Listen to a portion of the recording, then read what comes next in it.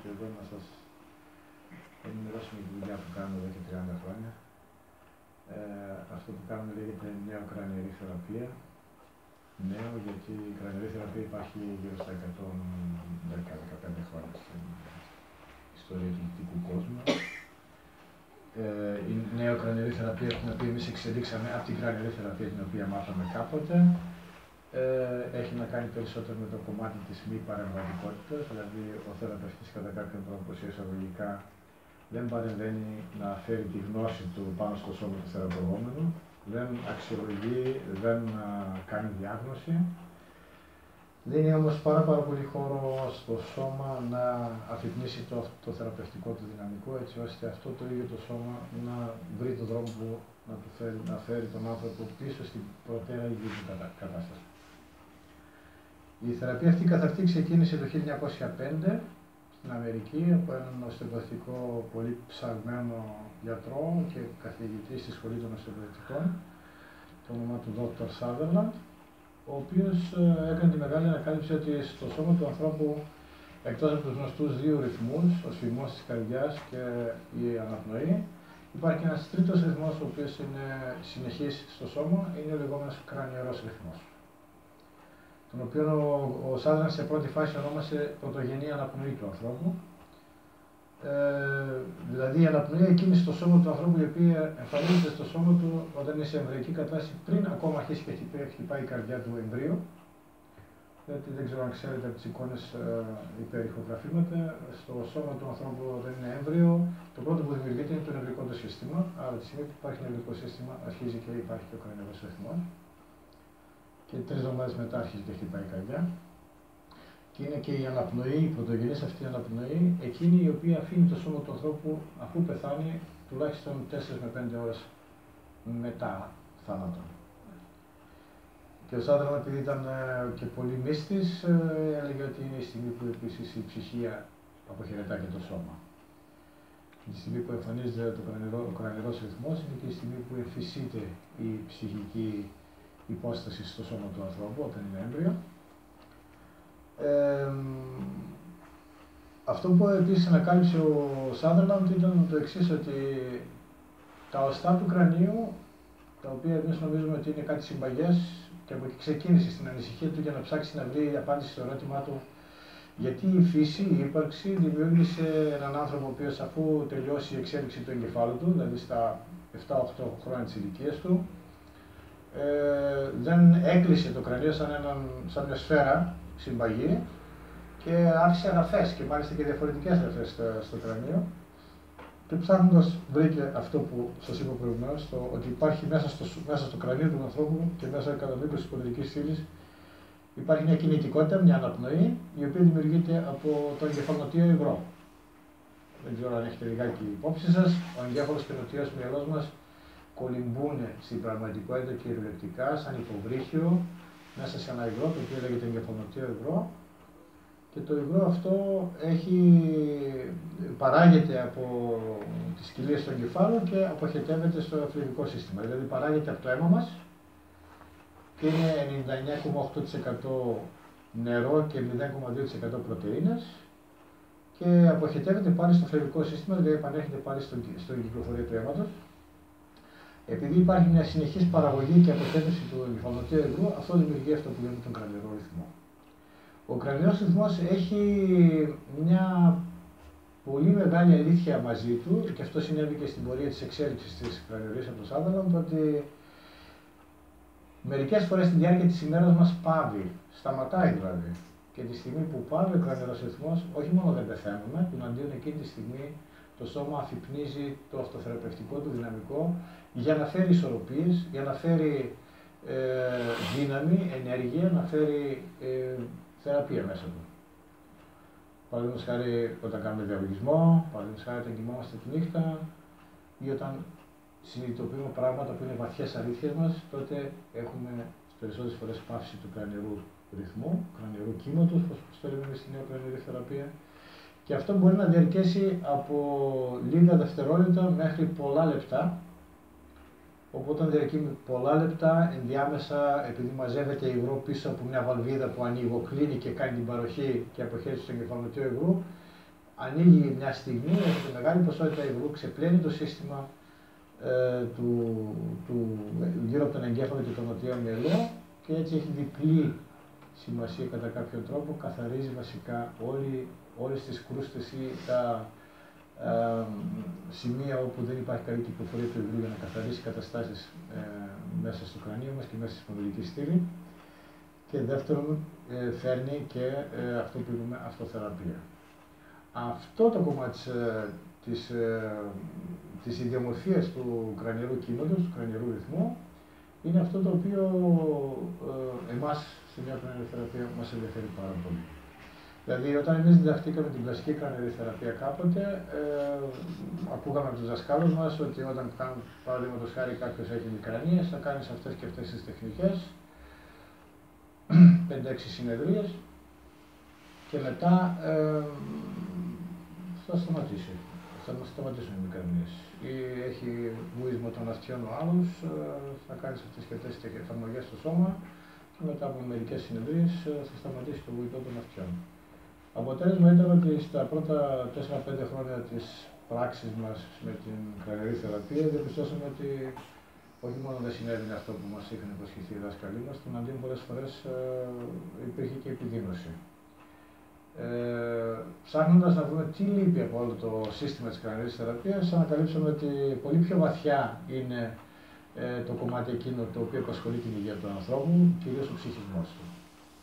Άρα αρχίσαμε να πειραματιζόμαστε τι μπορεί να έρθει, να συνεισφέρει στη διάρκεια μιας συνεδρίας της κρανιερής θεραπείας, ώστε ο θεραπευόμενος να βρει το δρόμο της υγείας μόνος του. Και έτσι αρχίσαμε πειραματιζόμενοι με τον θεραπευτικό διάλογο, ο οποίος τελικά γύρω στο 1998 μέχρι το 2000 πήρε μια μεγάλη υπόσταση στην θεραπεία αυτή καθ' αυτή, γιατί ξέραμε όταν πάμε πρέπει να είμαστε δημόσιο στον οποίο ψηλαφίζουμε κατά μήκος του σώματος, δεν είναι μόνο στο κεφάλι, είναι και σε όλο το σώμα. Πάμε ρυθμοσμένοι, ξέραμε ότι τώρα κάπου το σώμα αυτοθεραπεύεται, αλλά δεν ξέραμε πού. Για να δούμε πού αυτοθεραπεύεται το σώμα, χρησιμοποιήσαμε διάφορες μεθόδους, ερωτοαπαντήσεων, έτσι ώστε ο θεραπευόμενος ο ίδιος να βρει τι κάνει ο ίδιος ώστε το σώμα του αρρωσταίνει και τι μπορεί να κάνει ο ίδιος ώστε το σώμα του να θεραπεύσει τον εαυτό του. Είμαστε πεπισμένοι ότι δεν υπάρχει ασθένεια η οποία να μην έχει ερέθισμα από τον ίδιο τον άνθρωπο, διότι με αυτό που κάνουμε, με αυτόν τον τρόπο που ζούμε, προκαλούμε κατά κάποιον τρόπο τη μη αλήθεια μας, προκαλούμε ώστε να συμβεί ασθένεια, πόνος, χρόνιος ή οτιδήποτε άλλο. Είναι σημαντικό άρα επίσης να βρούμε τι κάνω εγώ και το σώμα αναγκάστηκε σε κάποια στιγμή της ζωής μου να δημιουργήσει πόνο στη μέση, να δημιουργήσει ορμονικές διαταραχές, να δημιουργήσει μικρανίες, να δημιουργήσει πέτρα στα νεφρά, πέτρα στη χολή και ούτω καθεξής, έτσι ώστε να μπορέσει να βρούμε τον τρόπο ώστε το ίδιο το σώμα να μπορεί να αποκαλύψει στον θεραπευόμενο αυτή την αλήθεια και επίσης το ίδιο το σώμα στη διάρκεια της θεραπείας ήδη να του δείξει τον δρόμο που οδηγεί στην επαναφορά της ισορροπίας και της υγείας του. Το σώμα μας είναι αυτό που ξέρει και έχει καταγράψει όλη την ιστορία της ζωής μας, τις τραυματικές μας εμπειρίες, τις οποίες κουβαλάει σαν σακιά από βαρύδια τα οποία κουβαλάει. Και το σώμα είναι εκείνο το οποίο μπορεί να μας υποδείξει πώς μπορεί αυτό το φορτίο σιγά σιγά να αποφορτιστεί από πάνω μας. Έτσι, σιγά σιγά αποβάλαμε και από όλη την κρανιερή θεραπεία τη γνώση κατά κάποιον τρόπο. Τη γνώση όσον αφορά το ότι εγώ ξέρω, εσύ που θα έρθεις και θα πονάει μέσα σου, τι θα κάνω εγώ, ο πόνος της μέσης σου να φύγει. Εμάς μας ενδιαφέρει ο πόνος ο ίδιος, ο οποίος ο ίδιος για μας είναι μια προσωπικότητα πολύ σοβαρή, μια προσωπικότητα η οποία χρειάζεται το σεβασμό μας, χρειάζεται επίσης και τον χρόνο μας, ώστε να μπορέσει να ακουστεί. Τι κάνουμε όμως συνήθως εμείς οι άνθρωποι όταν πονάμε? Το πρώτο που κάνουμε είναι να βρούμε έναν τρόπο να φύγει ο πόνος. Φάρμακα, ακόμα και ονομαστική, ακόμα και κανονισμό, ακόμα και οτιδήποτε άλλο. Το ζητούμενο πάντοτε είναι, έτσι είναι και η διαπαιδαγώγησή μας, το ζητούμενο είναι να προσπαθήσουμε να διώξουμε τον πόνο. Ο πόνος όμως εμφανίζεται στο σώμα όταν το σώμα με τον πόνο δείχνει ότι ξεχύλισε το ποτήρι. Δεν αντέχω άλλο. Άρα λοιπόν, βουλώνοντας το στόμα, τη φωνή του πόνου, αργά ή γρήγορα θα βγει όπως τα ηφαίστεια, όταν βουλώνει, δημιουργεί, κλείνει ο κρατήρας, βγάζει κρατήρες στις πλαγιές του βουνού για να εκτονωθεί η λάβα. Έτσι περίπου συμβαίνει και με το σώμα. Εφόσον δεν με άκουσες, 2, 5, 10 εβδομάδες, μερικούς μήνες, ίσως και 1-2 χρόνια, ανάλογα πώς είναι οι αντοχές μας, θα εμφανίσει κάτι άλλο, ίσως και πολύ χειρότερο, για να ακουστούμε.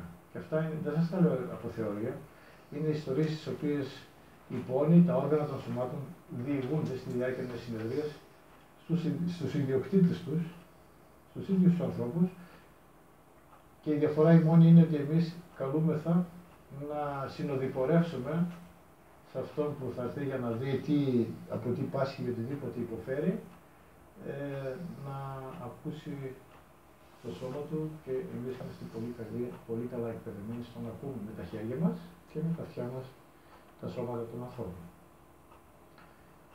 Είπα προηγουμένως ότι η παύση του κρανιερού ρυθμού είναι εκείνη η οποία μας δείχνει κατά κάποιον τρόπο ότι τώρα εγώ μπήκα στο μονοπάτι της αυτοθεραπείας, ερωτώντας και απαντώντας ο θεραπευόμενος, τον οποίο εμείς ονομάζουμε ταξιδιώτη γιατί κάνει ταξίδι στο σώμα του ή ταξίδι στην ιστορία της ζωής του, απαντά εντελώς αυθόρμητα, και αυτές οι αυθόρμητες απαντήσεις είναι και οι αλήθειες τις οποίες εκφράζει, και όσο οι απαντήσεις έρχονται από την σωματική του εμπειρία, τόσο ο κρανιερός ρυθμός παραμένει σε παύση. Όταν εμφανίζει στη διάρκεια μιας συνεδρίας πόνος, ο οποίος θέλει να ελέγξει τα πάντα, παραδείγματος χάρη συνήθως σε ανθρώπους οι οποίοι έχουν κάνει ψυχοθεραπεία, λέω τώρα απλά, και βγαίνει αυτό το ξέρω γιατί πονάω, γιατί η μάνα μου με χτυπούσε, είναι ειδικούς σαν παιδί, τότε να είστε σίγουροι ότι επανέρχεται ο κρανιερός ρυθμός, πράγμα που το σώμα δείχνει στα χέρια μας ότι τώρα δεν είναι η δικιά μου ιστορία, η σωματική μου, είναι ο νους, μέσα από τη γνώση που έχει ο άνθρωπος, ο ίδιος, και υπάρχουν και διάφορα τρίξ κατά τη διάρκεια του διαλόγου να επανέλθει πάλι στη σωματική εμπειρία ο άνθρωπος, ώστε να μπορέσει σιγά σιγά το σώμα να ανακατακτήσει παλαιές γνώριμες ισορροπίες που είχε κάποτε, πριν αυτές οι ισορροπίες διαταραχθούν από τον τρόπο με τον οποίο εμείς βιώνουμε τον εαυτό μας ή δείχνουμε τον εαυτό μας στον έξω κόσμο. Όταν γεννιόμαστε στη γη αυτή, ερχόμαστε με τα 100% της αλήθειας μας. Και τα πρώτα 5-6 χρόνια της ζωής μας, από αυτό το 100% της αλήθειας μας παραμένει υπόλοιπο 2% το πολύ. Το υπόλοιπο 98% δεν είναι η δικιά μας αλήθεια, είναι η αλήθεια των γονιών μας, οι φόβοι τους, οι ανησυχίες τους, αυτά που τους επέβαλε η κοινωνία να μας αναθρέψουν για να γίνουμε normal άνθρωποι, αλλά normal άνθρωπος συνήθως δεν είναι ευτυχισμένος, γιατί είναι normal. Δεν έχει δηλαδή την ανησυχία να εκτεθεί με γέλιο, με χαρά, με θλίψη, με συγκίνηση, με την καρδιά του, και επομένως σιγά σιγά ζει μια ζωή η οποία είναι έτσι και όχι έτσι που θα έπρεπε να είναι, όπως είναι η ζωή ενός παιδιού. Το παιδί πέφτει, χτυπάει, κλαίει, με το που παίρνει μια αγκαλιά, αρχίζει και γελάει. Από τη μια στιγμή στην άλλη. Αυτό το χάσαμε σαν ενήλικες. Και το ζητούμενο είναι σιγά σιγά να ξανακατακτήσουμε, να δούμε τι μας πονάει, να δούμε τι μπορούμε να κάνουμε εμείς, ούτως ώστε να συνεισφέρουμε στην αλήθεια του σώματός μας, στην αλήθεια μας, ώστε το σώμα να μην αναγκάζεται να μας τσιγκλάει κατά κάποιο τρόπο, ούτως ώστε να μας αφυπνίζει. Οποιοδήποτε πόνος ή δυσλειτουργία ενός οργάνου είναι μια υπενθύμηση του παρατράγουδης στο σχήμα. Και έτσι συμβαίνει συνήθως. Δεν πιστεύουμε ότι, παραδείγματος χάρη, υπάρχει κληρονομικότητα, επίσης. Κληρονομικότητα μπορεί να υπάρχει στον τρόπο που εμείς συμπεριφερόμαστε απέναντι στον εαυτό μας, βλέποντας τις εικόνες που μας δείχνει η μητέρα μας ή ο πατέρας μας, Γιατί πολύ απλό παράδειγμα, στα γονίδια υπάρχουν ίδια σε μια οικογένεια που έχει 2-3 παιδιά και ένα υποφέρει από ημικρανίες ή από οποιαδήποτε δυσλειτουργία, ενώ τα άλλα δύο δεν έχουν γιατί είναι διαφορετικοί άνθρωποι. Άρα είναι πολύ σημαντικό να δούμε ότι δεν είναι, ξέρω εγώ, τιμωρία της φύσης ότι εγώ έχω την ίδια αρρώστια που είχε και η μάνα μου. Μπορώ εγώ να συνεισφέρω, να συμβάλλω έτσι ώστε να αλλάξει αυτή η κατάσταση. Να αλλάξει, να γίνω πιο υγιής. Και το ζητούμενο στα γονίδια, στα κύτταρά μας ή οπουδήποτε αλλού στο σώμα μας είναι καταγεγραμμένη μία αλήθεια, υγεία. Κανένα σώμα δεν φέρνει μαζί την πληροφορία αρρώστια. Το ζητούμενο είναι να βρούμε τον τρόπο ώστε να ξανακατακτήσουμε την υγεία μας. Και ένας πολύ βαθύς και πολύ άμεσος τρόπος είναι αυτός με τον οποίο δουλεύουμε εμείς και ο οποίος είναι πάρα πολύ άμεσος. Το σώμα είναι αυτό που οδηγεί μια συνεδρία που ποιο θέμα σήμερα το σώμα θέλει να δουλέψει, να αποβάλει, είτε αυτό είναι ένας πόνος στο σώμα, είτε είναι η δυσλειτουργία ενός οργάνου, ένα όργανο το ίδιο, ή είναι κάποια ιστορία από το παρελθόν της ζωής μας, την οποία κουβαλάμε και δημιουργεί και προκαλεί πολύ βαθιές ψυχολογικές διαταραχές, όπως κατάθλιψη, όπως διαταραχές στον ψυχισμό μας και το καθεξής. Το βίωμα, αυτό καθ' αυτό είναι πολύ άμεσο. Δηλαδή δεν είναι κάτι που στη θεωρία συμβαίνει. Ο διάλογος συμβαίνει μόνο στη διάρκεια της συνεδρίας. Μόνο όταν πάβει ο κρανιερός ρυθμός ή το κρανιερό κύμα, όπως το λέμε στη νέα κρανιοθεραπεία, και όχι για να κάνουμε διάλογο με τον αμαστό που είναι εξαπλωμένος. Εάν δεν πάβει ο ρυθμός, δεν ρωτάμε τίποτα. Εάν πάβει ο ρυθμός, τότε είναι ευκαιρία να ρωτήσουμε, να μάθουμε τι συμβαίνει σε αυτόν που είναι εξαπλωμένος, έτσι ώστε σιγά σιγά το σώμα καναλιζάρει την κατάσταση εκεί που τώρα θέλει να θεραπεύσει και επειδή το σώμα μας γνωρίζει ότι ο νους είναι εκείνος ο οποίος θέλει να ελέγξει καταστάσεις, ο νους μας δεν είναι προγραμματισμένος να αποδεχθεί συναίσθημα, κλάμα, γέλιο, ευγνωμοσύνη, αγάπη, οτιδήποτε είναι αυτά. Και επομένως με το που υπάρχει κίνδυνο συναισθήματος παρεμβαίνει ο νους και προσπαθεί να μας αποτρέψει από εκεί που τώρα το σώμα μας θέλει να μας οδηγήσει για να βρούμε την αλήθεια μας. Να βρούμε για ποιο λόγο τώρα ένας πόνος ή ένα όργανο δυσλειτουργεί. Ένα μεγάλο στοιχείο στην νέα κρανιερή θεραπεία, το οποίο υπάρχει σχεδόν σε κάθε συνεδρία, είναι το στοιχείο της καρδιάς μας. Η καρδιά, όχι η καρδιά σαν όργανο, όχι η αντλία, η καρδιά σαν η ύψιστη αλήθεια μέσα μας, κατά κάποιον τρόπο, την οποία για λόγους ευχριστίας ή ευκολίας είναι και η καρδιά και το όργανο το ίδιο. Αυτό δηλαδή εκεί που είναι η πηγή της αγάπης μας για μας ή της εμπιστοσύνης μας, της ευγνωμοσύνης μας, του μη φόβου μας, του θάρρους μας, της μη κριτικής μας και απόλυτης αποδοχής μας. Όταν δηλαδή συμβαίνει να κρίνουμε τον εαυτό μας, που σημαίνει ότι διχαζόμαστε μέσα μας, τότε είναι πολύ σημαντικό να έρθει στο προσκήνιο και αυτό το στοιχείο που υπάρχει μέσα μας, το στοιχείο της καρδιάς. Η καρδιά είναι μια τεράστια αγκαλιά για οτιδήποτε φέρνει την ταμπέλα του ιδίου του εαυτού μας. Είτε αυτό είναι ο τρυφερός, η τρυφερή, ο άγριος, ο θυμωμένος, ο αγαπησιάρης και οτιδήποτε άλλο. Όπως είπα και προηγουμένως, γεννιόμαστε με 100% αλήθεια μέσα μας και το μόνο που μας απομένει, εγώ λέω για τους μαθητές μας πολλές φορές, εδώ μέσα κατοικούν 14.999 χαρακτήρες μας. Βόλτα έχουμε μάθει να πηγαίνουμε το πολύ τους 6, 7, 8. Τους υπόλοιπους τους βάζουμε στην υπόγαση, με σεντούκα, διπλωμαρωμένους, μη τυχόν και βγουν έξω. Γιατί μας έχουν μάθει ότι αν βγουν έξω θα μας κάνουν ζημιά. Θα μας προσβάλλουν, θα πληγωθούμε και οτιδήποτε άλλο. Βάζοντας το στοιχείο της καρδιάς στην κρανιερή θεραπεία, είναι εκείνη η οποία βασικά ενώνει το σύστημα όλο, όχι μόνο το ενεργειακό κομμάτι, ενώνει και το σύνολο των κυττάρων μέσα μας. Και εφόσον ενώνει, όπου υπάρχει ένωση, υπάρχει και θεραπεία. Ο νους μας διχάζει πολλά πράγματα. Μας κρίνει συνεχώς από την εμφάνισή μας, Από το πώς συμπεριφερθήκαμε, από το πώς πληγώσαμε κάποιον, από το πώς δεν εκφραστήκαμε, από το πώς δεν έχουμε όνειρα, δεν έχουμε σχέδια και ούτω καθεξής. Και όσο εμείς κρίνουμε, τόσο διχάζουμε μέσα μας ένα κομμάτι μας, το απορρίπτουμε και όσο αυτό απορρίπτεται, δημιουργεί το υπόβαθρο ώστε να αρρωστήσουμε. Φανταστείτε πόσα κομμάτια μας απορρίπτουμε καθημερινά. Άρα λοιπόν είναι πολύ σημαντικό να βρούμε ένα μέρος όπου θα υπάρξει αρμονία, θα υπάρξει ισορροπία και αυτό είναι η καρδιά μας. Ο ύψιστος θεραπευτής, ο ύψιστος ειρηνοποιός μέσα μας. Και αυτό είναι ένα κομμάτι το οποίο τα τελευταία 15 χρόνια ενσωματώσαμε στην νέα κρανιερή θεραπεία και είναι αυτό το οποίο βρίσκει πάντοτε λύσεις, η καρδιά μας, λύσεις όταν υπάρχει αδιέξοδο στην θεραπεία. Δηλαδή, λέω ένα παράδειγμα, πάβει ο ρυθμός και εμείς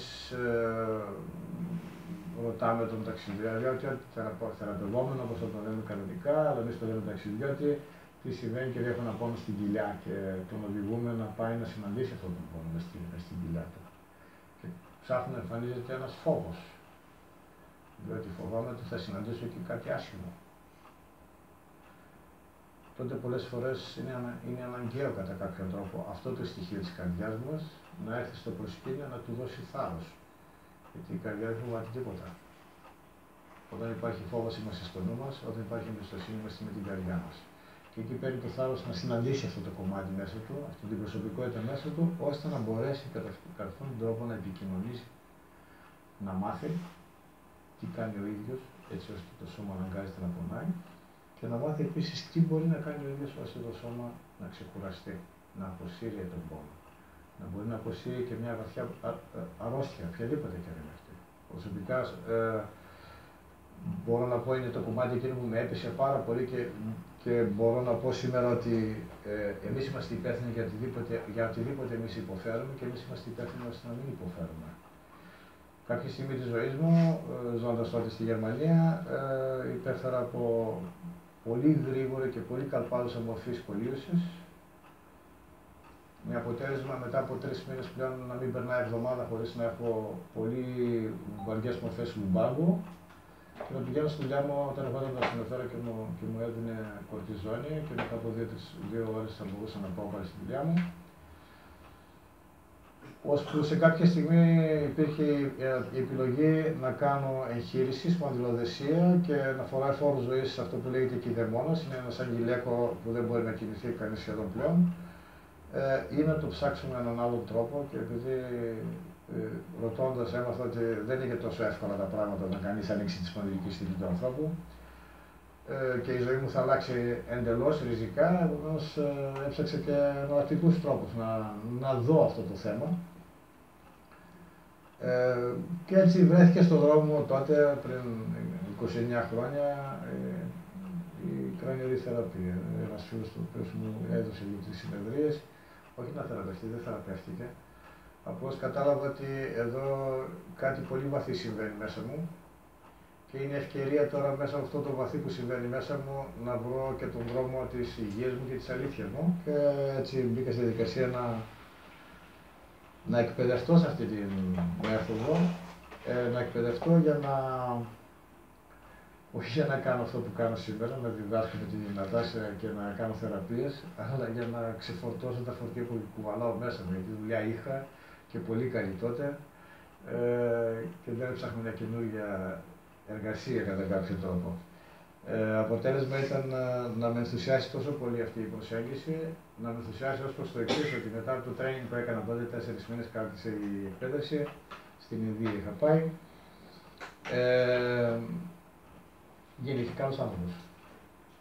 Δηλαδή ίσχυσε η σπονδυλική μου στήλη μέσα σε μερικούς μήνες, τα πήγα στον ορθοπαιδικό γυρνώντας στη Γερμανία, μου έκανε μια ακτινογραφία και μου λέει ή η παλιά που ήθελες ή αυτή είναι από άλλο σώμα.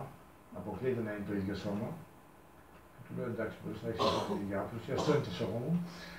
Και από τότε ευγνωμονώ το σώμα που μου έδειξε το δρόμο να ανακαλύψω το δικό μου δρόμο στη ζωή. Η ζωή μου πιο πριν ήταν βασικά καθόλου ο εαυτός μου. Όλη μου η ζωή ήταν η εργασία μου και τίποτα άλλο. Επομένως, και η σπουδική μου στήλη μου έδωσε το μήνυμα ότι ένα τεράστιο χωριό που κολλάει πάνω του είναι οι ενοχές μου. Και όσο έχω εγώ ενοχές, τόσο θα στραβώνει. Όταν σιγά σιγά αρχίζω να αφαιρώ το κομμάτι των ενοχών μου, τότε αυτή θα ισιώσει. Και ήταν αυτό το μάθημά μου βασικά και πολύ σύντομα συνέβηκε, ούτως ώστε από εκεί και μετά, μια φορά συνέβηκε μετά από 18 χρόνια, από αυτό το τεινό γεγονός, να επανεμφανιστούν κάποιες ενοχές μέσα σε μια μέρα και αμέσως η μέση μου επαναστάτησε. Και μετά από μια συνεδρία που μου έκανε η Νατάση, μετά από 2 μέρες, κατανόησα πάλι, από την πίσω πόρτα μπήκε η πρόκληση κατά κάποιον για να δούμε το έχεις ή δεν το έχεις. Και όταν το κατάλαβα και συγχώρεσα τον εαυτό μου, πάλι μέσω της καρδιάς, ότι είμαι εντάξει στις ατέλειες μου, ως διεφθάρμοντος, όπως ήρθε τεράστιος πόνος που σερνόμουν κατά γη στα 4, έτσι και εξαφανίστηκε. Και γι' αυτό και λέω ότι είμαστε πεπισμένοι ότι το σώμα έχει όλη τη δυνατότητα να με στραβώσει, έχει και όλη τη δυνατότητα να κατανοήσω τι συμβαίνει και το βάλω σαν μέρος της ζωής μου. Αυτό που το σώμα μου λέει, δεν χρειάζεται το σώμα πλέον να με αρρωστήσει, του αντίον μπορεί να με ισιώσει, να με φέρει στις ισορροπίες μας. Αυτά είναι τα στοιχεία με τα οποία δουλεύουμε στην νεοκρανιοθεραπεία.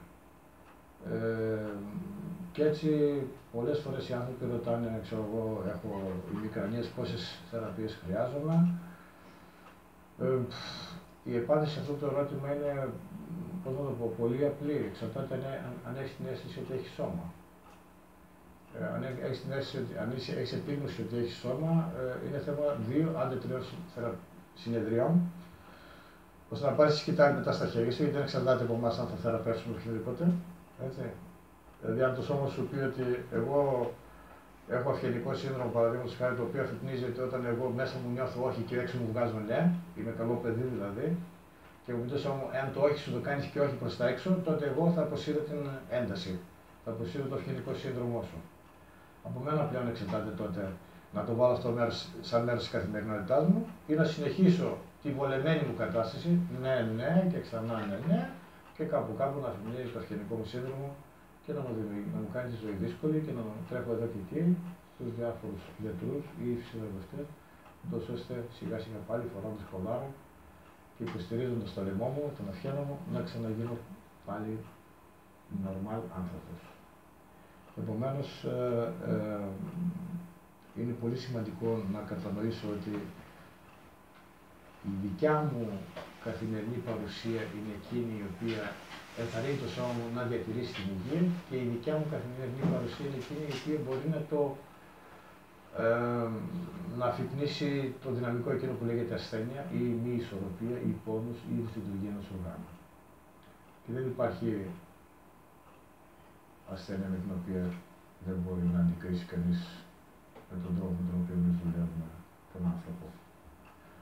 Λοιπόν, ξαναγυρνώντας εκεί πόσες θεραπείες ίσως χρειάζεται κανείς, το μάξιμο που έχω ζήσει σε ανθρώπους είναι άντε 4-5 συνεδρίες, έτσι ώστε να ξέρει πλέον τι μπορεί να κάνει ο ίδιος και είναι αυτό που γίνεται μετά, άρωμα τρεβατός και τα λοιπά. Τώρα το έχεις μάθει, από σένα εξαρτάται και από μένα και όταν ξαναρωτάει κανένας θέλω από μια συνεδρία, του λέω αυτά που σου είπες το σώμα σου τα έκανες, αν το ξέχασα. Οκ, ξανασυνέχισε από την αρχή πάλι και το σώμα θα συντονίσει. Έτσι. Άρα δεν χρειάζεται εμένα. Ή δυνατόν στην πρώτη συνεδρία να καταλάβει τι γίνεται. Έτσι. Και είναι αυτός ο τρόπος με τον οποίο βασικά συμβαίνει η υγεία ή επανέρχεται η υγεία στον άνθρωπο. Ακόμα και όγκοι, ακόμα και πολύ σοβαρές ασθένειες ή όργανα τα οποία σταμάτησαν να λειτουργούν και επαναπυροδοτούν τη λειτουργία τους γιατί κατάλαβα για ποιο λόγο το σώμα σταμάτησε, παραδείγματος χάρη, να παράγει ισουλίνη στο πάγκρεας. Δεν σημαίνει ότι χάλασε το πάγκρεας, σημαίνει ότι κάτι έχω κάνει εγώ και εκεί ήταν το τροτό μέρος για το σώμα να με ξυπνήσει. Δεν το πήρα είδηση, είναι αναγκαίο να το ψάξω. Αν δεν το ψάξω, το σώμα θα συνεχίσει να λειτουργεί. Αν κατανοήσω για ποιο λόγο συνέβη και αυτό, τότε είναι θέμα ωρών να επαναπυροδοτηθεί η λειτουργία ενός τόσο σοβαρού οργάνου όπως το πάγκρεας.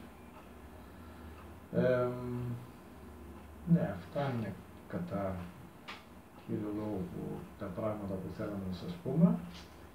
Δεν ξέρω αν υπάρχουν ερωτήσεις από αυτά που ακούσατε. Απορίες ίσως, γιατί είναι λίγο μερικές φορές εξωπραγματικά αυτά που λέμε. Εμείς δεν είμαστε εξωπραγματικά ως προς το εξής, ότι εμείς όχι μόνο θέλουμε να διώξουμε έναν πόνο, ζητάμε να υπάρχει για να μάθουμε τι γίνεται. Όταν υπάρχει σε μικρό παιδί ή στην ομογένεια. Ναι. Τι εννοείται. Όταν εγγενετής συμβεί είναι το εξής. Είναι ένα μήνυμα το οποίο φέρνει το παιδί αυτό και η ψυχούλα του στους δύο γονείς ή σε όλη την οικογένεια. Δεν έχει να κάνει με το παιδί το ίδιο. Το παιδί επέλεξε αυτό το σώμα για μερικές ώρες ή μερικούς μήνες να ζήσει και το ξέρει και όλα η ψυχούλα του κατά κάποιον τρόπο. Είναι όμως μια πρόκληση για την οικογένεια. Θα σας πάρω πολύ απλό παράδειγμα. Αυτισμός. Είναι μια ασθένεια που πλέον καλπάζει στις κοινωνίες τις προηγμένες. Εμφανίζεται σαν διάγνωση στα πρώτα 2 χρόνια της ζωής του παιδιού. Εμείς όταν μας φέρνουν παιδάκια τα οποία έχουν αυτισμό και μικρά παιδάκια, τα οποία έχουν διαγνωστεί πλέον και από τον παιδίατρο και από εκεί που οι άνθρωποι ψάχνονται, ή οι δάσκαλοι λένε, ή στα βιβλιογραφία, δεν αναλαμβάνουμε ένα τέτοιο παιδάκι να δουλέψουμε αν δεν ξαπλώσουν και οι γονείς. Δηλαδή, αν δεν ξαπλώσουν και οι γονείς να δουν το θέμα που έχει εμφανιστεί στην οικογένεια, τότε είναι δώρο να δουλέψουμε το παιδάκι. Παράδειγμα. Να, μας φέραν κάποτε στην Αθήνα ένα κοριτσάκι το οποίο ήταν 4 ετών, το οποίο είχε πραγματικά αυτισμό, διαγνωσμένο, βαριάς μορφής. Όταν ερχόταν και ξάπλω και δουλεύω μαζί του μισή ώρα, το παιδί πλέον ήταν κοινωνικό. Δηλαδή δεν είχε αυτά τα γυάλινα μάτια που νομίζει, δεν ξέρω αν έχετε δει αυτιστικούς ανθρώπους ή παιδάκια. Έχετε την αίσθηση, εσείς είστε από γυαλί. Σαν να μην υπάρχετε. Έτσι, κάπως έτσι είναι το βλέμμα τους. Ζωντανότατο το βλέμμα, επικοινωνιακό το παιδί, τρυφερό το παιδί. Και τη στιγμή που άνοιγε η πόρτα και εμφανιζόταν η μητέρα για να το πάρει, ή ο μπαμπάς γινόταν αγρίμη. Αγρίμη, τσίριζε έκανε και πλέον δεν επικοινωνούσε. Αποτέλεσμα σε κάποια στιγμή μετά από 3-4 συνεδρίες που κάναμε, το παιδί από συνεδρία σε συνεδρία βελτιωνότανε. Κάθε φορά που συναντούσε τη μητέρα ή τον πατέρα απ' έξω που περιμένανε, επανέφερε πάλι την κατάσταση που είχε στην οικογένεια μέσα. Ώσπου την 4η συνεδρία, αγανακτημένος ο πατέρας λέει: τι θα γίνει καλά αυτό το παιδί. Και λέει: θα το δώσουμε σε ίδρυμα για κάνουμε άλλο. Ο κλασικός νεόπλουτος τότε, λέμε ήταν γύρω πριν 10 χρόνια. Και όντως το παιδί το δώσανε σε ένα ίδρυμα και η κυρία έμεινε έγκυος. Την ξαναείδε μετά από 3 χρόνια, σε έφερε το δεύτερο και το και αυτό αυτιστικό. Και αφού κάναμε συνεδρίες και βελτιώθηκε η κατάσταση, συγκινούμε πολύ που το βλέπω, που σας το διηγούμε. Το παιδάκι στα 2,5-3 χρόνια είχε πλέον έντονη την αυτιστική εμφάνιση και συμπεριφορά. Το ξανά πάνε. Θα του δώσουμε και αυτό στο ίδιο, να κάνουμε άλλο. Και κάναν τρίτο και ήταν και το τρίτο αυτιστικό. Λοιπόν, και τους είπα, λέω, το καταλάβατε το μήνυμα. Ποιο μήνυμα μου λέει, και αγριεμένος. Λέω, ένα παιδί δεν το κατάλαβες, δεύτερο παιδί δεν το κατάλαβες, τρίτο παιδί το κατάλαβες. Αν δεν το κατάλαβες και τέταρτο παιδί και αυτό αυτιστικό θα είναι. Γι' αυτό είμαστε πάρα πολύ επιμένουμε σε αυτό το κομμάτι. Ότι δεν είναι τυχαίο το ότι στην οικογένεια αυτή ένα παιδάκι, ακόμα και καρκίνο να έχει. Δηλαδή γεννιέται με όγκο. Ή γεννιέται με τις λειτουργίες. Δεν έχει να κάνει με το παιδί το ίδιο. Έχει να κάνει, φέρνει μια πυροδότηση για αυτή τη σχέση. Ή θα χωρίσουν οι γονείς, ή θα βρεθούν κοντά-κοντά. Αυτό είναι, πώς να το πω, η αυτοθυσία του παιδιού για την οικογένεια. Επομένως, και ούτε είναι τιμωρία της φύσης ή της ύπαρξης ή του Θεού ότι αυτό το παιδί γεννήθηκε έτσι σε αυτή την οικογένεια. Έχουμε ζήσει και παιδάκια τα οποία γεννηθήκαν με εγκεφαλική παράλυση και μετά από 10-15 συνεδρίες, τις οποίες κάναμε τα μωράκια είναι μικρές οι συνεδρίες, δεν κρατάνε πολλή ώρα, να γίνουν άνθρωποι οι οποίοι δεν έχει την αίσθηση στα 6-7 έτη της ηλικίας τους πλέον ότι είχαν κάποτε εγκεφαλική παράλυση. Αλλά στις περιπτώσεις που συνέβη και αυτό, οι γονείς έδεσαν. Οι γονείς προσέφεραν πολύ αγάπη, οι γονείς είπαν ότι εμείς σε θέλουμε και ούτω καθεξής, και αυτό συνέβη και πραγματικά μέσα από τη δουλειά που κάνουν και οι γονείς οι ίδιοι. Επομένως, δεν είναι κάτι που είναι τιμωρητικό κατά κάποιον τρόπο, τη φύση για την ύπαρξη. Εμείς οι ίδιοι δεν μπορούμε να αποδεχτούμε αυτή την αλήθεια. Εμείς οι άνθρωποι, λέω. Έτσι. Γιατί σε μένα να συμβεί αυτό. Έχει συμβεί με ανθρώπους. Μπορείς να το αγαπήσεις έτσι όπως είναι. Ακριβώς. Όχι όπως το θες. Αυτή είναι η διαφορά. Εμείς θέλουμε, έχουμε μια συγκεκριμένη εικόνα πώς θα έπρεπε να είναι ένας άνθρωπος και αυτήν θέλουμε να έχουμε. Συμβαίνει και στις σχέσεις μας. Έτσι. Σε αγαπάω, αλλά πρέπει αυτό και αυτό και αυτό και αυτό να αλλάξεις. Άρα δεν σε αγαπάω. Για εμάς, παραδείγματος χάρη, οι λέξεις αλλά και γιατί είναι απαγορευμένες. Γιατί ό,τι ακολουθεί μετά το αλλά αυτό ισχύει. Το πριν από το αλλά δεν ισχύει καθόλου. Έτσι. Το που προηγουμένως. Και επομένως είναι πολύ σημαντικό να μπορώ να αποδεχτώ τον άλλον με τις αλήθειες του, με τα στραβά του, με οτιδήποτε είναι, μέσα από την αγάπη που έχω για μένα πρώτα, γιατί και εγώ τα έχω αυτά μέσα μου. Και αν τα έχω εγώ μέσα μου και τα αγαπήσω, έτσι δεν έχω και κανένα θέμα εκεί και στον έξω κόσμο να δώσω και εκεί αγάπη. Έτσι. Επομένως, έχει συμβεί και με ανθρώπους που βρίσκονται σε κόμμα μετά από ένα ατύχημα και μια αλλεργική έξαρση και δεν πήραν πολύ οξυγόνο. Δουλεύοντας με αυτούς τους ανθρώπους στη Γερμανία, παραδείγματος χάρη, που είναι σε λεγόμενο άγρυπνο κόμμα, και μερικοί που ξυπνήσαν από το άγρυπνο κόμμα τους, το πρώτο που διηγηθήκαν είναι το εξής. Όσο είχα την αίσθηση από την οικογένειά μου ότι θέλανε να ξαναγυρίσω στην παλιά μου μορφή, σαν παιδί, να είμαι όπως ήμουνα, εγώ είπα θα κάτσω εδώ στην κάμαρά μου και δεν θα σας κάνω τη χάρη. Όταν πήρα απόλυτη αγάπη ότι όπως και να είσαι εμείς αγαπάμε, τότε ξαναξυπνήσανε από το κόμμα τους. Αυτό υπάρχουν τεκμηριωμένες μαρτυρίες, δηλαδή υπάρχουν και φίλοι από αυτούς τους ανθρώπους. Και επομένως και ο κοινός παρονομαστής είναι αποδέξουμε όπως είμαι, στο κόμμα μου, στο τραύμα μου και δεν θέλω να μου βάζεις νερό στο κρασί μου. Δηλαδή όταν αποδέχονται οι γονείς τότε θεραπεύεται και το άκρη. Ποιος το είπε ότι θεραπεύεται. Ποιος το είπε ότι δεν είναι καλό έτσι όπως είναι. Εγώ με ποιο δικαίωμα κρίνω κάποιον άνθρωπο ότι δεν είναι εντάξει. Και το παιδάκι μπορεί να είναι η ευτυχία του, να είναι σε αυτή την κατάσταση που είναι. Εμείς απλώς έχουμε το δικό. Δεν μιλάμε για αυτήν, αλλά μπορεί να υποφέρει. Δηλαδή έχω μια φίλη που το παιδί της έχει έλλειψη από αντισώματα και συνέχεια πρέπει να του βάλει βιταμίνα. Και αρρωσταίνει, είναι μόνιμα άρρωστο και πρέπει να βγαίνει με μάσκα και ντρέπεται έξω στο σχολείο και δηλαδή. Το καταδύναμη μπορεί να προσφέρει. Από εκεί και πέρα τι μπορεί να αλλάξει. Ναι, αν μπορεί να διορθωθεί αυτό. Μπορεί, αν η σωστή. Δεν έχει ισχύ και η ιστορία που παράγει. Η ιστορία που παράγει αυτή η ψυχή. Δηλαδή για να είναι έτσι όπως είναι, έχει ιστορία. Αν έχουμε πρόσβαση με το διάλογο, μπορεί να μάθουμε και την κουβαλάει αυτή η ψυχή. Αν όχι, εγώ δεν μπορώ να κάνω τίποτα απ' έξω για να αλλάξει. Αυτό είναι το ζητούμενο. Δηλαδή, δεν μας ενδιαφέρει το σύμπτωμα που είναι η μη παραγωγή αντισωμάτων. Με ενδιαφέρει τι πυροδοτεί σε αυτό το σώμα αυτήν την ασθένεια. Τι κάνει ίσως η οικογένεια η ίδια. Όλοι, γιατί είναι ένα σύστημα η οικογένεια. Δεν είναι μόνο το παιδάκι αυτόνομο. Τι συμβαίνει, ώστε το σώμα αυτό να μην δημιουργεί αντισώματα.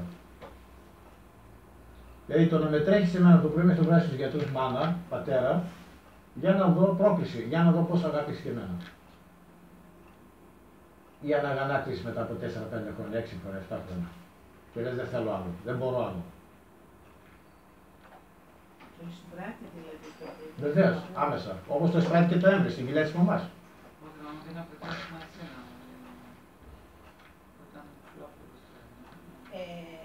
Είναι αυτό που λένε το μωράκι που δεν στην σύμνομα. Δεν μπορεί να έχει βελτίωση όμως. Μπορεί να έχει. Βελτίωση, δηλαδή όταν έχει δυσκολίες στην επικοινωνία. Και σίγουρα και τα άλλα παιδιά στο σχολείο μπορεί να το κοροϊδεύουν και αυτά. Άρα αυτά πρέπει να εξαφανιστούν, απαλληθούν για να μπορέσει το παιδί. Δηλαδή μπορεί η οικογένεια να το βοηθήσει, αλλά οι εξωτερικοί παράγοντες να μην συνεχίσουν. Δεν ξέρω όμως ποτέ τι παίζεται μέσα σε μια οικογένεια. Εγώ θυμάμαι και σε ένα χωρί της Εύβοιας, παλικάρι τώρα 15, ήταν πόσο. Επιλεψία. Έκανε 2 συνεδρίες, μειώθηκαν πάρα πολύ οι κρίσεις. Από 15 κρίσεις πήγε την ημέρα, είχε μία την εβδομάδα. Και μάλιστα μια φίλη μας είναι φαρμακοποιός, γιατί ήξερε τι φάρμακα παίρνει, πόσο συχνά. Και λέει, έχω μειωθεί πάρα πολύ, πότε θα ξαναρθείτε. Ξαναπήγαμε μετά από 1 μήνα, η μάνα λέει, δεν έχουμε λεφτά για άλλη θεραπεία, λέμε, δεν θέλουμε. Δωρεάν. Σπίτι του δωρεάν σας δωρεάν. Όχι, δεν θέλουμε, δεν γίνεται χωρίς λεφτά κλπ. Εκ των υστέρων μάθαμε ότι η μάνα με το που είχε βελτίωση το παιδί και δεν είχε τόσες κρίσεις και κυκλοφορούσε στο σχολείο πλέον. Δεν τρεπόταν. Τον είχε χάσει από το σπίτι. Η μάνα δεν τον ήθελε έξω. Τον ήθελε εξαρτημένο. Στο σπίτι μέσα. Όσο σκληρό και αν ακούγεται, είναι αλήθειες που εγώ δεν ξέρω τι παίζεται μέσα σε μια οικογένεια, ποια εξάρτηση υπάρχει. Εγώ απ' έξω δεν μπορώ να κάνω τίποτα εκεί. Εγώ δεν μπορώ να αλλάξω τη μάνα. Η μάνα είδε πρώτη φορά κλαίγοντας σε εμάς, βοηθήσει το παιδί να γίνει καλά. Και τη στιγμή που βελτιώθηκε το παιδί, η μάνα του ήθελε να τον γράψει πάλι. Κάτσε εδώ, πάρε τα φάρμακά σου, μην πας αυτή τη θεραπεία κτλ. Οπότε εκεί παίζονται πολύ βαθιά παιχνίδια μεταξύ σχέσεων στην οικογένεια μέσα. Και ποτέ δεν μπορούμε να ξέρουμε πόσο βαθιά πηγαίνει αυτή η εξάρτηση. Καταλάβατε, δεν είναι κάτι το οποίο. Γι' αυτό και είναι πολύ σημαντικό. Αυτό τρεπόταν επειδή είχε τις εμπληψίες. Δηλαδή έβγαινε στην πλατεία του χωριού και ξαφνικά έπεφτε και έβγαζε αφρούς. Και κυκλοφορούσε τη νύχτα μόνο για να μην τον βλέπουν οι συγχωριανοί του και τον κοροϊδεύουν κτλ. Μπόρεσαν και μειώθηκαν πάρα πολύ οι εξάρσεις, έτσι. Χάρηκε πολύ, κυκλοφορούσε με ποδήλατο στο χωριό μέσα, η μέρα και η μάνα τον τράβηξε πίσω. Έτσι. Υπάρχει όμως και το θέμα ότι πολλοί γονείς παίρνουν κάποια επιδόματα. Ναι. Αυτά σταματήσουν. Είπαμε, αυτό καταλάβατε, δεν είναι θέμα. Είναι αυτό που δεν έχετε άλλο. Είναι τραγικές ιστορίες. Τραγικές ιστορίες είναι αυτές, δεν είναι, καταλάβατε. Δεν θέλω να γίνει καλά, γιατί μετά πώς θα επιβιώσουμε εμείς. Ακριβώς, αυτό είναι. Έτσι είναι. Και δεν είναι να το κρίνουμε, είναι απλώς είναι αποφάσεις που κάνονται. Αυτό είναι το... Δεν είναι ότι μπορεί να ήθελε να το κρατήσει, μπορεί να πάρει το φίλο. Ακριβώς. Έτσι. Και ένα άλλο κομμάτι είναι πέρα από τα παιδιά και ενήλικοι, ότι πάρα πολλοί άνθρωποι έχουν η προσοχή με την ασθένεια τους. Την προσοχή. Δηλαδή έρχονται και σε εμάς, βλέπουν βελτίωση, δεν ξανάρχονται, τι έγινα. Αμπά, δεν θέλω να μου το πάρεις, εγώ δεν κάνω τίποτα. Ουσιαστικά δεν θέλω να γίνω καλά, γιατί μετά δεν θα με προσέξω. Είναι θλιβερό, αλλά είναι και αυτή μια αλήθεια. Έχει συμβεί και η Ρία να έχει έρθει πριν μερικά χρόνια, γιατί είχε πολύ έντονες ημικρανίες. Θεραπεύτηκε η ημικρανία της, η ίδια τη θεραπεύση, όχι εμείς. Βρήκε κάποια πράγματα που ήταν σημαντικά να αλλάξει τη ζωή της, άρχισε να τα αλλάζει, γιατί το σώμα την αντάμυψε με μη πόνο, μη ημικρανία. Και με παίρνει ένα βράδυ τηλέφωνο στο σπίτι και μου λέει: θέλω την ημικρανία μου πίσω. Να μου το δώσει πίσω. Γιατί λέει τώρα δεν τα προσέχει ότι άντρας μου, τα παιδιά μου κτλ. Όσο έπρεπε να έχει το σπίτι συσκότηση για να μην γίνεται χειρότερη ημικρανία, τόσο αυτή ήταν καλά. Δεν το έκανε ψέματα. Και δεν το έκανε ψέματα. Να έχει και την προσοχή και να... Ξέρω εγώ τι να σου πω, έτσι. Είναι λίγο δύσκολο να δεν υποφέρει κανείς να το δείξει. Δεν ξέρω, πάντως αυτό ήταν το ζητώ μετά τη συζήτηση. Δεν μπορείς να ξεγελάσεις το σώμα. Δύσκολα. Είναι κάτι το οποίο... Αλλά κανείς θα το κρατήσει έτσι, για όλα. Πάρα πολύ. Χωρίς να είναι στο συνειδητό. Ναι, ακριβώς. Έχω τους άλλους γύρω. Βεβαίως. Αλλιώς πώς θα έχουν την προσοχή. Μιλάω τη διαφόρωση. Ηλικιωμένοι, ναι. Το κάνουν ηλικιωμένοι. Ναι, είναι ηλικιωμένοι τους ή άλλους. κόλπο αυτό. Ηλικιωμένοι τους ή άλλους. Για να ασχολούνται. Λίγο έτσι να μπορέσει να το κάνουν. Να σας πω και τα παιδιά έτσι. Βγάζετε ένα πυρετό, καμία τέτοια, για να έχουν πώς γίνεται μαμάς. Δεν είναι τίποτα. Έτσι λειτουργεί. Είναι και το καλύτερο. Ποιες ηλικίες περιμένουν? Παιδάκια. Αυτό είναι στην Ελλάδα. Ο 50χρονος αισθάνεται παιδάκι ακόμα. Είναι και τα αγοράκια. Για να μην πάνε σχολείο πάντως σίγουρα στο όλοι το κάναμε. Εννοείται. Έτσι. Ναι. Οκ. Λοιπόν, αν δεν έχετε ερωτήσεις, σκεφτήκαμε λιγάκι να κάνουμε μια ασκησούλα μαζί σας. Εδώ, λίγο να μπορέσετε και εσείς να βιώσετε πόσο δυναμικό υπάρχει μέσα στο σώμα μας. Ναι. Αν υπάρχουν ερωτήσεις, για να μην το χαλάσουμε μετά. Οκ. Αυτό που θα κάνουμε είναι πολύ απλό. Θα κλείσετε τα πάντα μάτια σας και θα σας στείλω ένα ταξίδι στο σώμα λιγάκι. Και από εκεί και πέρα απλά αφεντραστείτε, τίποτα άλλο. Βάλτε λίγο μουσικούλα για να...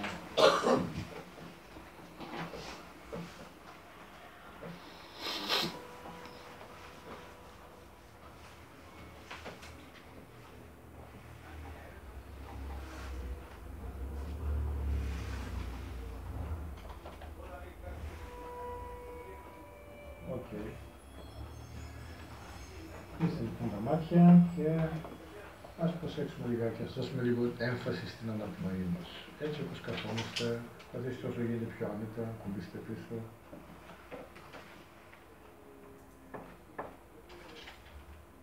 Και το σώμα εισπνέει και εκπνέει ούτως ή άλλως από μόνο του.